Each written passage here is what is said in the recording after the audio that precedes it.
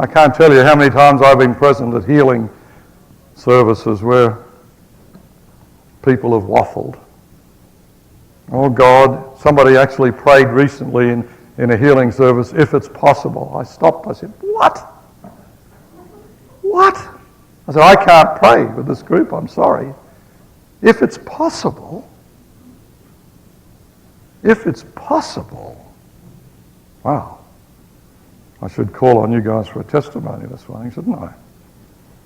Because, 20 years ago, some of you have heard me tell the story of the young man who was sitting in a seminar in Washington, D.C. with a tumour in his brain.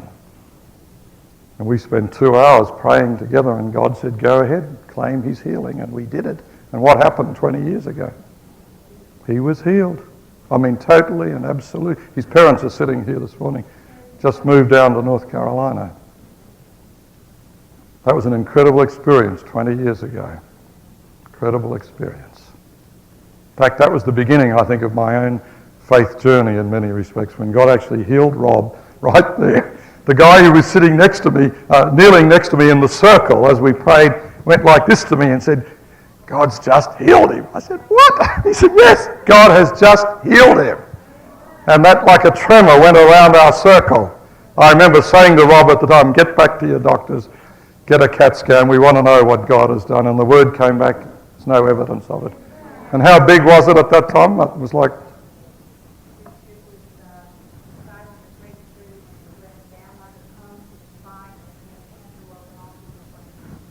I mean, this was a hopeless situation. He was down to months to live, really. As big as a grapefruit. And when he went and had it x-rayed, and I still think of that guy next to me who went like this, God's just healed him. I said, wow. I had never in my life ever experienced that. Never. God is an incredible God. Just say the word. Don't waffle with God. If there's something very specific and God has made a promise regarding it, he will answer. He will respond. How's your faith this morning?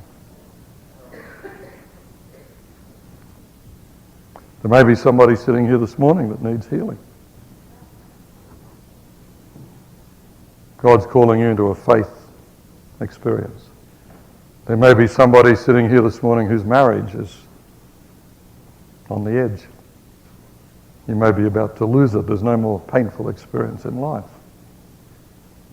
God's calling you into belief at this time, not to lose hope, not to give up, not to be overwhelmed, but to trust that he will hold you together, despite the pain of what you may be called to experience.